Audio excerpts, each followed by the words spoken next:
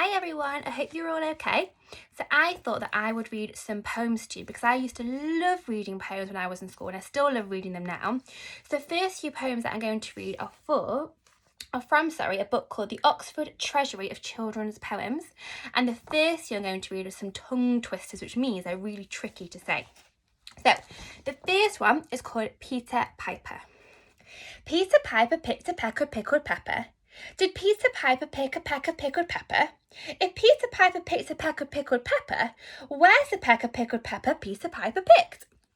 Okay, the next one is called She Sells Seashells. She sells seashells on the seashore. The shells that she sells are seashells, I'm sure. So if she sells seashells on the seashore, I'm sure that the shells are seashore shells. And the final tongue twister is called Betty Butter. Betty Butter bought some butter, but she said, this butter's bitter. If I put it in my batter, it will make my batter bitter. But a bitter, better butter will make my batter better. So she bought a bitter butter, better than her bitter butter, and she put it in her batter, and it made her batter better. So 'twas a better Betty Butter, bought a bitter, better butter. Okay, the next one I'm going to read you is called Dad and the Cat and the Tree. It's by Kit Wright. This is what it looks like. Okay. This morning a cat got stuck in our tree. Dad said, right, just leave it to me. The tree was wobbly, the tree was tall. Mum said, for goodness sake, don't fall. Fall? Scoffed Dad. A climber like me? Child's play this is. You wait and see. He got out the ladder from the garden shed. It slipped. He landed in the flower bed. Never mind, said Dad, brushing the dirt off his hair and his face and his trousers and his shirt. We'll try plan B. Stand out of the way. Mum said, don't fall again, okay? Fall again, said Dad. Funny joke. Then he swung himself up on a branch. It broke. Dad landed wallop back on the deck. Mum said, stop it, you'll break your neck. Rubbish, said Dad. Now we'll try plan C. Easy as winking to a climber like me. Then he climbed up high on the garden wall. Guess what? He didn't fall.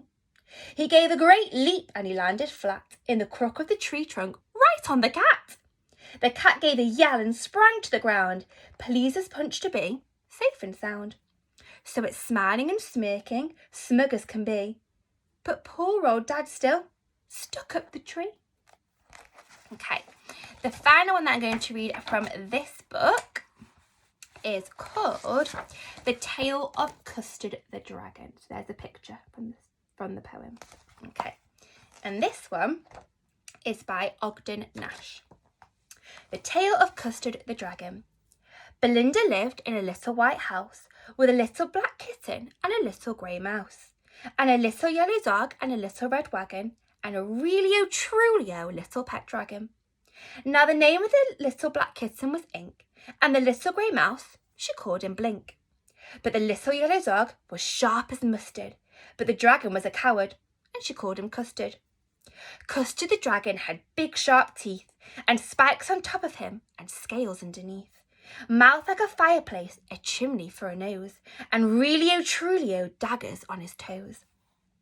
Belinda was as brave as a barrel full of bears, and Ink and Blake chased lions down the stairs.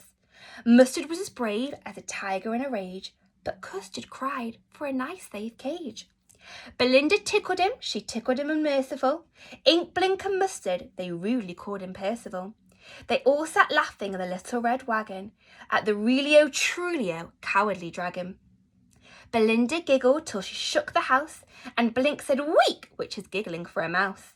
Ink and Mustard rudely asked his age, when Custard cried for a nice safe cage. Suddenly, they heard a nasty sound, and Mustard growled and they all looked around. Meouch, cried Ink, and ooh, cried Belinda, for there was a pirate climbing in the window. Pistol in his left hand, pistol in his right, and he held in his teeth a cutlass bright. His beard was black, one leg was wood. It was clear that the pirate meant no good.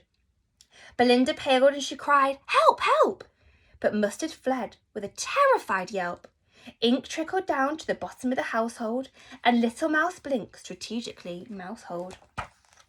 But up jumped Custard, snorting like an engine, clashed his tail like irons in a dungeon. With a clatter and a clank and a jangling squirm, he went at the pirate like a robin at a worm. The pirate gaped at Belinda's dragon and gulped some grog from his pocket flagon. He fired 2 bullets, but they didn't hit, and Custard gobbled him every bit. Belinda embraced him, Mustard licked him.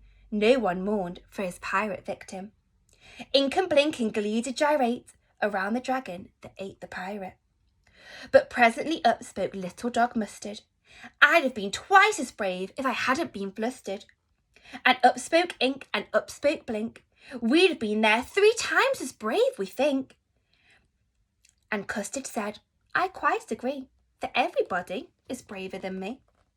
Belinda still lives in her little white house with her little black kitten and her little grey mouse, and her little yellow dog and her little red wagon, and her realio trulio little pet dragon. Belinda is as brave as a barrel full of bears, and Ink and Blink chase lions down the stairs. Mustard is as brave as a tiger in a rage, but Custard keeps crying for a nice, safe cage. Okay, now the last 2 poems I'm going to read you are for another poem book called Another Very First Poetry Book, okay, by John Foster. So it's got a mixture of poems in again, and these are just a couple of funny ones that I used to love when I was little. So the first one I'm going to read you is called Wiggly Giggles. Okay. I've got the wiggly giggles today, and I just can't sit still. My teacher says she'll have to find a stop me wiggle pill. I've got the giggly giggles today, but I couldn't tell you why. But if Mary hiccups one more time, I'll giggle till I cry. I've got to stamp my wiggles out and hold my giggles in, 'cause wiggling makes me giggle, and gigglers never win. Okay, and the final one, there's just a funny one called Bananas and Creams. Here's a picture of it. Okay. Bananas and cream, bananas and cream. All we could say was bananas and cream. We couldn't say fruit, we wouldn't say cow, we didn't say sugar, we don't say it now. Bananas and cream, bananas and cream. All we could shout was bananas and cream. We didn't say why, we didn't say how. We forgot it was fruit, we forgot the old cow. We never said sugar, we only said wow. Bananas and cream, bananas and cream. All that we want is bananas and cream. We didn't say dish, we didn't say spoon. We said not tomorrow, but now, and how soon? Bananas and cream, bananas and cream. We yelled for bananas, bananas and scream. Okay, so I hope you enjoyed those, and then maybe you could write a poem and then I could listen to those as well.